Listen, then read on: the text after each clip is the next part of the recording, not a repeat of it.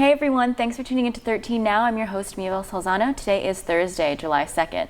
Today we're talking with Bay County School Board District 1 seat candidate, Jerry Register. He also currently holds the District 1 seat. Mr. Register, thanks for being here. Thank you so much for the opportunity. So can you just start out, for people who don't already know you, just talking about your background and your career here and just a little bit about yourself? I would love to. First, let me just say I love the Bay District schools. Back many years ago, I met my wife in first grade at Oakland Terrace. We went through school and we graduated from Bay High School. She didn't like me during those days. But during our first year of teaching, I was at Everett, she was at Rosenwald. We married, and we've been happily married for 50 years. Was a teacher for 16 years in all three levels. I was a school administrator for 14 years in elementary school. I have been known as being a hands-on person. When I was at my principalship, I was in the classrooms daily. One of the other things, I went to Southport Elementary School in the middle of the school year. And I had to get a hold of discipline. I needed to know the kids. I needed to know what the problems were on the buses. So the second day of school, the second day I was there, I asked the bus drivers to come in. We need to talk. I said, look, we do have some problems here, and I'll tell you two or threefold. I'd love to know the students better. Would you let me ride with you on Friday afternoons? So they said, okay, we'll agree. So I rode on a bus every Friday the rest of that school year. But what's most interesting, I did it for 11 more years. You get to know the students, you get to know the parents, you get to know where they live, you get the feel of the community. It was great for me. I've been hands-on on the school board. One of the things I have done is I visited every school every semester. You get a feel of the school. You get to see and talk with teachers, students, a lot of times parents, administrators, and you get to know how things are going within that school. We make policy as school board and rules and regulations, so we need to see how schools are doing. And I enjoy being within the schools because I miss being in the schools. And the other thing that I have is I have always painted houses, if you will. I have a painting business called Painting with Principal Jerry Register. I know a lot about workman's comp. I know a lot about liability insurance, so I know a little bit about the business world as well.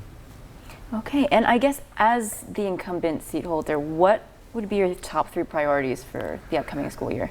I think that's very easy. Safety / mental health. We have really increased safety within our schools. We have really enclosed the front of schools, so it's difficult to get in. We have put much more fencing in.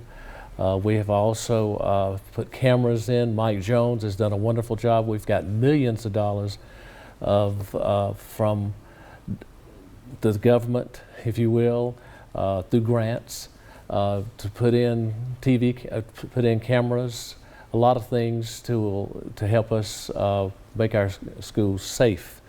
Mental health, I'll talk more about that in depth, but one of the others is the pandemic. We've never had anything like the pandemic, and we've got to think about how we're going to start schools safely. And the other thing is facilities. People don't realize that we lost $700 million worth of facilities during the hurricane.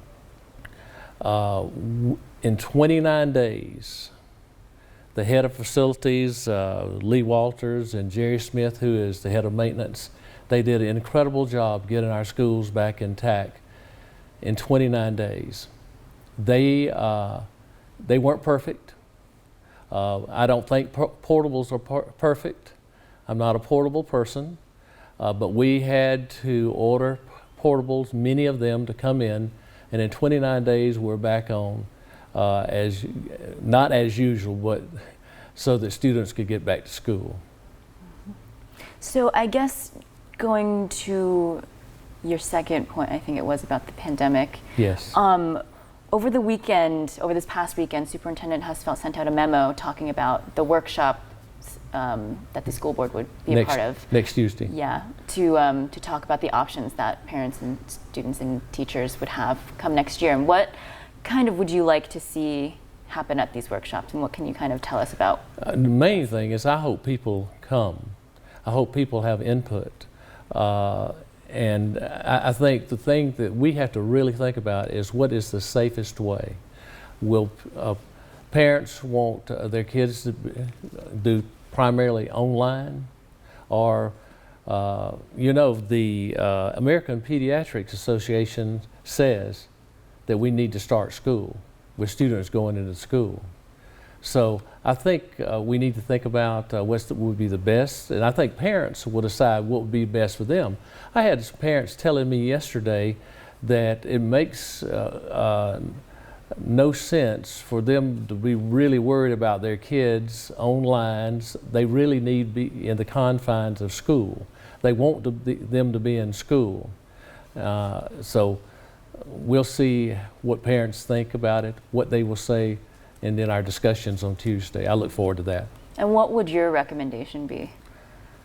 Open the doors. I believe in open the doors. We've got to be safe. We've got to do everything in our power to make it safe for children. If I could just talk about different models, there'll be different models with the virus. I think if you look at the 67 counties in the state of Florida, there will probably be 67 models. But I looked at different things, and you know, we'll probably get some guidelines from the CDC. We'll probably get some guidelines from the State Department of Education. But you know, one of the things will be the stepped up health and hygiene. I know we have ordered gallons of hand sanitizer. One thing I've really thought about is maybe class sizes be smaller, maybe even 12, especially in elementary. We could have a staggered schedule. Another thing is I think maybe elementary students should probably go back sooner, but I think we need to also think about a mask being optional. And one person called me and told me about one model. And this is most interesting. This was in Virginia. On Monday of each week, students were having problems. They would go to school. The other students would be online. Tuesday, Wednesday, and Thursday, everybody went to school. But on Friday, everybody would be online. So you see, there's going to be so many models, but I think overline, you've got to think about our safety of our students. Mm-hmm. And I guess going to talk a little bit about the after effects of Hurricane Michael that are kind of still lingering. What are your suggestions to deal with, you know, those lingering effects on students and teachers, and the lingering homelessness and the mental illness that comes from that? Our students and our teachers have been hit this year unbelievably in the last 2 years, the hurricane and then the pandemic, but the hurricane especially. You and I were talking earlier that there were over 1,000 students Baker acted. I'm real proud to tell you that there is a $30 million grant that we wrote and we received, the Bay District Schools did, and next year there are going to be 3 mental health professionals, 3 mental health professionals in each school. And this is going to be wonderful. For example, they could talk to individual students, they could talk to groups of students, they could talk to parents, they could talk to teachers.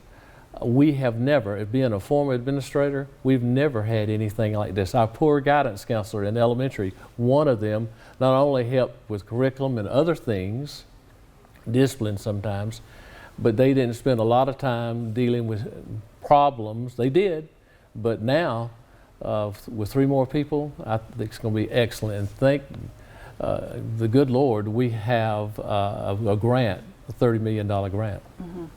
And sort of related, what are your thoughts on Governor DeSantis' announcement about increased teacher pay? And how do you think that money should be used? Okay. I'm glad you asked that, because teachers are what we are. Teachers make us go. And I think that if you ask board members, I'm the board member who's really the pro teacher. I'm real enthused about the beginning teacher salary going up. But as we look at how we're going to spend that money, we got to remember veteran teachers have been there through thick and thin. We can't forget them. In fact, I had one teacher call me as I was coming down here a few minutes ago. She said, "Look, if beginning teachers get $12,000, I think teachers who are veterans ought to get $12,000 too." But I really don't think, and I'm not going online and saying this, but I really don't think it's that much money. I really wish that, thank you, I really thank the governor for doing this, but I wish he would have told us how to do it, how to use the money instead of giving it to us. A lot of people would disagree with me. They say, well, y'all take care of it. But when you deal with money, and we've seen this in the past, it's difficult to be fair to all. Mm-hmm. So what would your recommendation be in allocating that money, and how would you kind of vote to?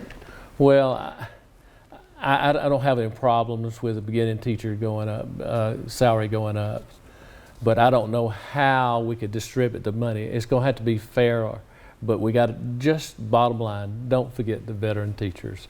I have spent many years as a teacher, along with other teachers. I have a great appreciation of what they do daily.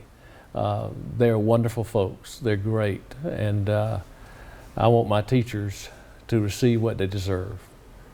Okay, and I guess this is the last question for me, to be blunt. Why should people reelect you? Well, I've been in the system a long time. I am hands-on. I work very diligently with the community.